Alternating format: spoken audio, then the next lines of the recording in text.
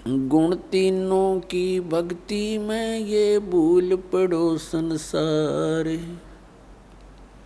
कहें कबीर निज नाम बिना कैसे उतरो पार।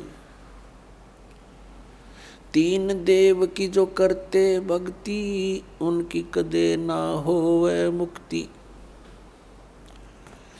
आज से लगभग 600 वर्ष पहले ये शब्द बोलना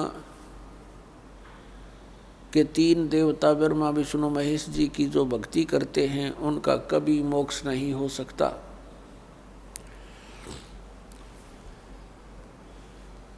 पुण्यात्माओं, 600 वर्ष पहले ये बात कहना अपनी मौत को आमंत्रण देना होता था, अपनी मौत को निमंत्रण था। लेकिन वो तो अविनाशी थे, वो तो परमात्मा थे और उन्होंने उस समय ये शब्द बोले थे। और ऐसा घोर विरोध किया था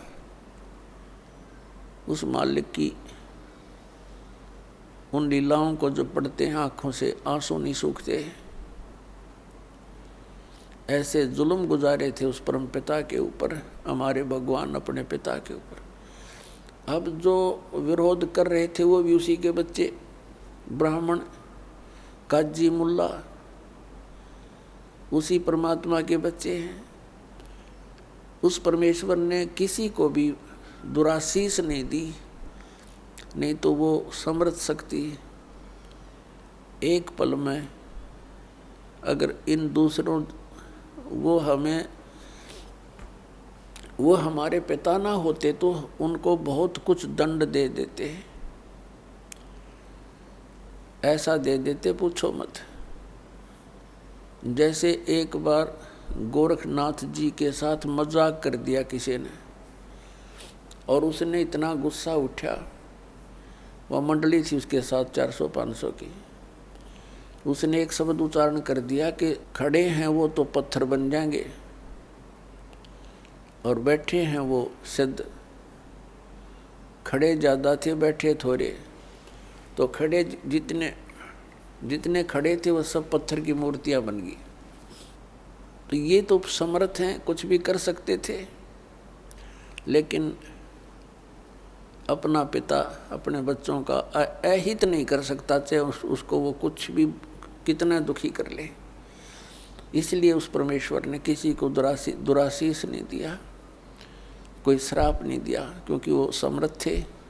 उनको मालूम है कि ये मेरे ही बच्चे काल की भांग पी के मेरे शत्रु बन गए। उस समय अपनी समर्थता का प्रमाण दिया। इसी सत्य कहने के कारण उस परमात्मा को जेरे कुएं में डाल दिया। एक बहुत पहले 200-200 फुट नीचे गहरा जल होता था कुओं में, और जेरा कुआं वो होता था जो नीचे से उसका पानी खत्म हो जाता था और काफ़ी गहरा हो जाता था। उसमें डाल दिया। ऊपर से झाड़, बोझड़े, कांटेदार छड़े, कंकर, पत्थर, रेत से भर दिया। एक शेख तकी नाम के एक जलील व्यक्ति ने,